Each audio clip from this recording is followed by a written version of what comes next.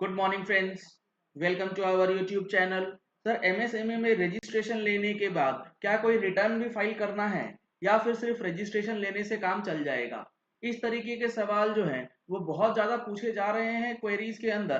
तो आज मैं आपको बताने वाला हूं कि एमएसएमई के रिस्पेक्ट में क्या कंप्लायंस करना है जो एमएसएमई रजिस्टर्ड पर्सन है, या फिर जो बंदा या सप्लायर या कंपनी एमएसएमई से कोई माल परचेज करती है तो उसके लिए क्या कंप्लायंस एक्स्ट्रा करना होता है। तो इस वीडियो के एंड तक जुड़े रहिएगा, आपको सारी इंफॉर्मेशन जो है वो समझ में आ जाएगी कि एमएसएमई को क्या करना है और एमएसएमई से माल खरीदने वाले को क्या काम करना है। ये मैंने नोटिफिकेशन इशू किया है मिनिस्ट्री ऑफ कॉर्पोरेट अफेयर्स का।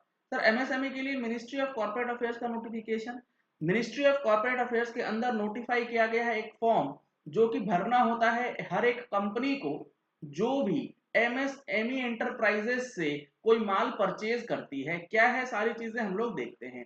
एमएसएमई को एज सच फिलहाल कोई कंप्लायंस जो है वो नहीं करना है। The central government wide notification so and so has directed that all companies, यहाँ पर नोट करने वाली बात है ऑल कंपनीज, चाहे वो प्राइवेट कंपनी हो चाहे वो पब्लिक लिमिटेड कंपनी हो, who get supplies of goods or services from micro and small enterprises। अब एमएसएमई के अंदर माइक्रो भी आते हैं, स्मॉल भी आते हैं और मीडियम एंटरप्राइजेस भी आते हैं।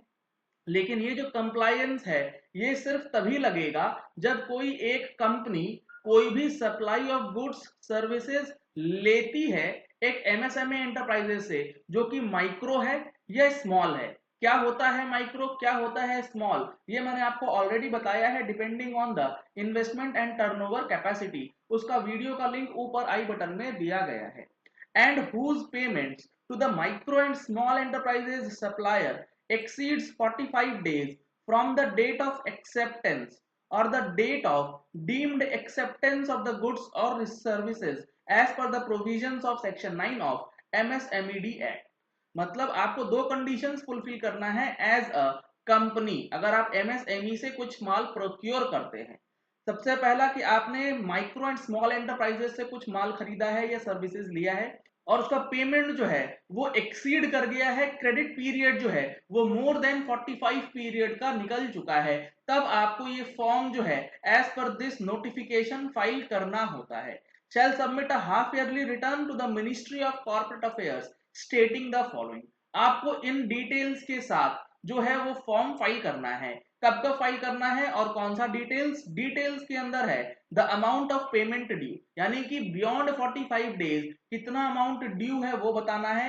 And the reason of the delay, आपको रीजन भी बताना है कि क्यों आपका पेमेंट जो है वो डिले हो रहा है। अगर आप इसको जीएसटी से लिंक करें तो वहां भी एक प्रोविजन दिया गया है कि अगर आप 180 डेज के अंदर पेमेंट नहीं कर देते हैं सप्लायर के इनवॉइस का तो आपका input tax credit after 180 days जो है वो रिवर्स करना पड़ता है। उसी से मिलता जुलता प्रोविजन जो है यहाँ पे दिया गया है कि 45 डेज के बाद आपको एमएसएमई का फॉर्म जो है वो फाइल करना है कि आपने एमएसएमई से परचेज किया है लेकिन आपने उसका पेमेंट नहीं किया है और 45 दिन जो है वो पार हो चुके हैं।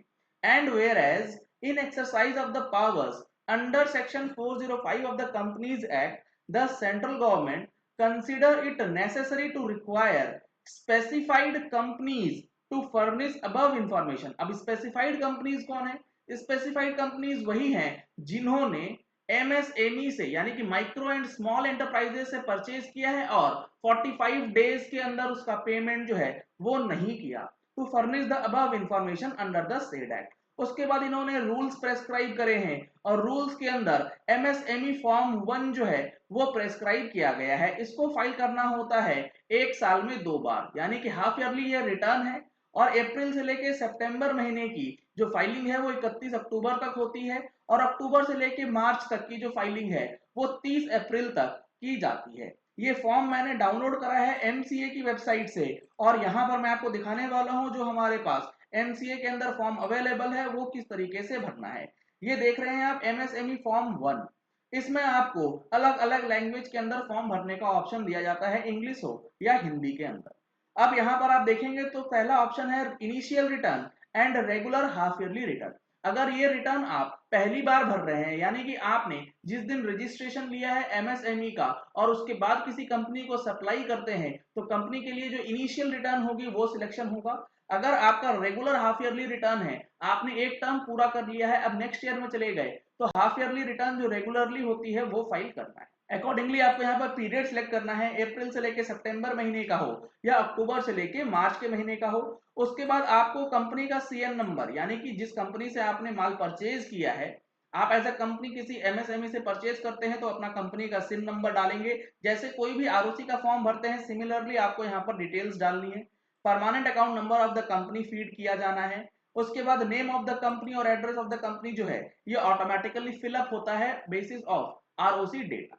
इसके बाद email ID of the company भी डालना है आपको यहाँ पर कि क्या ईमेल आईडी है। इसके बाद है column number 4, regular half yearly return of outstanding dues to micro और small enterprises suppliers.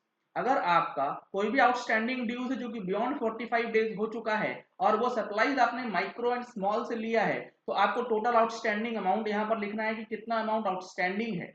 Particulars of the name of the suppliers and the amounts of payment due. कितने कितने ऐसे एमएसएमई सप्लायर्स है जो कि माइक्रो एंड स्मॉल है जिनका payment due हो गया है। यहाँ पे आपको नंबर ऑफ एंटिटीज लिखनी है या नंबर ऑफ एंट्रीज लिखनी है और अकॉर्डिंगली ये टेबल्स जो है वो पॉपुलेट किए जाएंगे। इस टेबल के अंदर आपको फाइनेंशियल ईयर लिखना है कि किस फाइनेंशियल ईयर से किस फाइनेंशियल ईयर के अंदर ये वाला जो डिले है वो किया गया।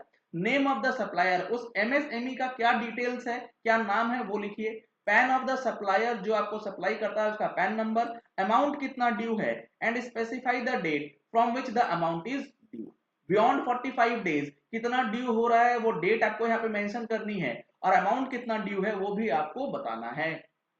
तो आप एज अ कंपनी अगर किसी एमएसएमई से परचेज करते हैं तो इस फॉर्म का खास ध्यान रखें, नहीं तो आपको दिक्कत आ सकती है। Reasons for the delay in the amount of payments, यहाँ पर आपको रीजन भी बताना है। आपने जो पेमेंट डिले किया है वो किस वजह से हुआ है उसका रीजनिंग आपको यहाँ पर देना है। ये रीजनिंग आप देंगे तो आपका जीएसटी का जो है वो एक एविडेंस बन जाएगा इस पर्टिकुलर फॉर्म को लेकर के। उसके बाद यहाँ पर आपको अटैचमेंट्स देना है, अगर आप कुछ एडिशनल अटैचमेंट लगाना चाहते हैं तो वो।